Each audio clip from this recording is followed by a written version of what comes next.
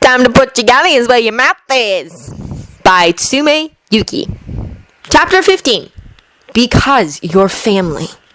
Walking into the cozy little study that had become hers, Narcissa Malfoy, who had until recently been Narcissa Black, made her way over to her favorite chair. It was a plush little thing, surprisingly low to the ground, with cushions she could just sink into, curl up with a good book for hours, and then slowly drift off to sleep. Lucius was out at the moment, running his estate now that his father had succumbed to dragonpox. It had been a horrible thing to witness, and while the man had thankfully lived long enough to see Lucius married, he hadn't made it to their first Christmas together. Narcissa was rather upset by that, promising to remain strong for her grieving husband. So, with all of this on her mind, it was understandable that she didn't notice the fact that she was most certainly not alone, and hadn't been since she entered the room.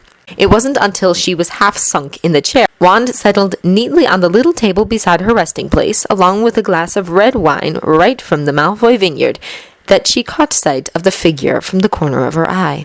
Shrieking in surprise, Narissa grappled for her wand, firing off the first spell that came to mind. The blood-boiling curse, really, that was completely expected for an intruder, was batted to aside without fanfare, the figure not even moving aside from a casual swipe of the hand. It was as the flash of the curse glistened across his face that Narcissa recognized it. Turais! Much to her surprise, her oldest cousin was sat calmly in the only other chair in the room, looking right at home, as if she were the intruder here. He was actually eating one of the eclairs the house elves had made not an hour ago, seemingly much more interested in the dessert than what he was her. Cousin? Turais finally offered a greeting after a tense 10 seconds in which he'd taken a bite of the oblong cream puff, chewing thoughtfully before he at last swallowed. What are you doing here, Turais? She'd always had a soft spot for her oldest cousin. He'd been the perfect little black when it was required, but wasn't afraid to put himself in the spell range for his brothers.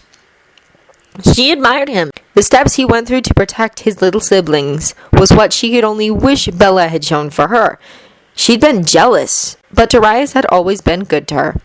Even when she'd married Lucius, a man she knew her cousin had been at odds at, he'd still shown up for the wedding, gifting her with the most beautiful diamond necklace she'd ever seen for her to wear walking down the aisle.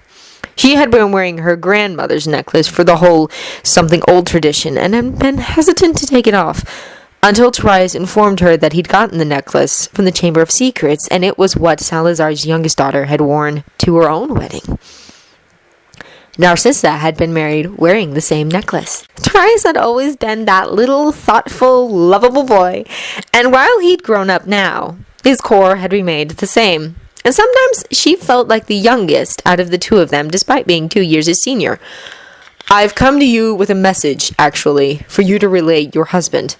Narcissa, you know I'll go to the ends of the earth for those I consider family, and while I don't like him, Lucius is your husband. However, he's also a Death Eater. Narcissa's breath caught in the back of her throat. It was true. Lucius had joined the ranks the second he was out of school, and it had worried her to her core. Lord Black had come around to Turais' way of thinking now, agreed that it was wrong to follow a man who didn't even use his own name, that they needed the Mudbloods, even if they weren't happy about their presence. If Arcturus found out about Lucius joining up, Narcissa could be removed from the Black family tree, like Bella. And she didn't want that. She loved her family. And while Andromeda was on thin ice regarding her marriage to the Muggleborn, Arcturus had been hesitant to kick out another daughter of the House of Black so soon. And the wait had paid off, for Andromeda had given birth to a healthy baby girl, a metamorphomagus. That had been enough for her to remain a Black. Even if Arcturus had been thunderously unhappy about the match, it didn't stop him from pushing for another child from her sister, though. He is, Narcissa agreed, because honestly, there was no point hiding from Turais. She'd already suspected her cousin to be a master at legilimens. He just knew too much to not be. Even she, with what occlumency training she'd managed in the past 3 years, couldn't detect it. But Turais had always been that good at magic. It was hardly surprising.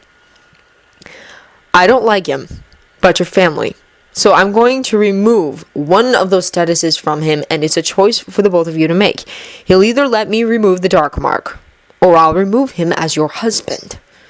She'd been following the news. She knew that Turais was plenty capable of it.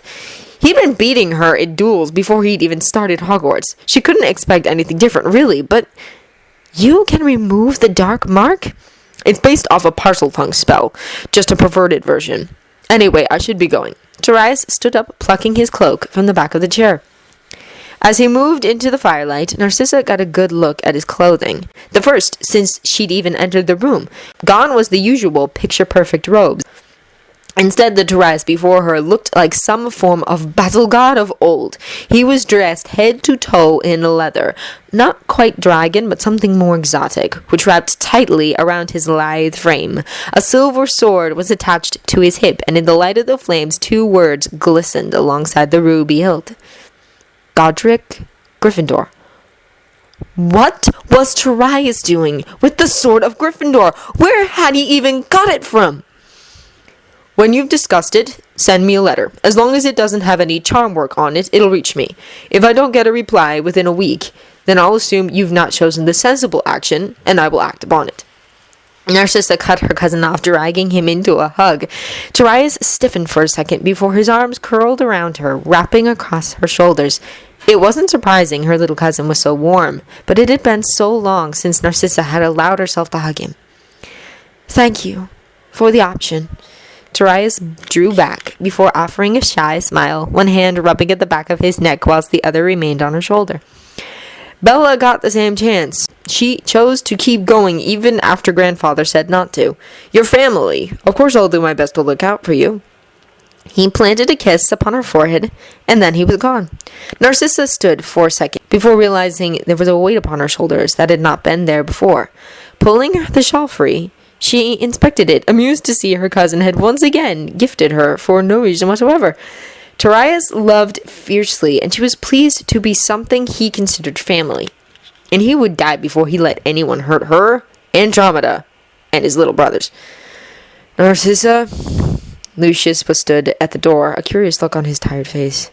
Has someone just talked back? We need to talk, Lucius. You are allowed 1 minute with the sword to deal with the cup, as requested, but then it will be handed over to the Goblin Nation.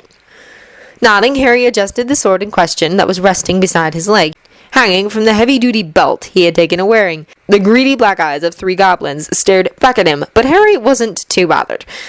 He'd come to an agreement with the vicious little beasties in that he would hand over the sword of Gryffindor in exchange for the Hufflepuff cup from the Lestrange vault, seeing as Bellatrix had been carted off by the Aurors not 2 days ago. The goblins felt it was a decent trade, for there'd be little chance of the woman getting out of Azkaban. Now, Harry held back from mentioning that Voldemort could easily break his most trusted out at any point in time, instead informing the money-snatching beasties that there was the curse of recall upon the sword, and it would happily appear whenever and wherever the next Gryffindor needed it.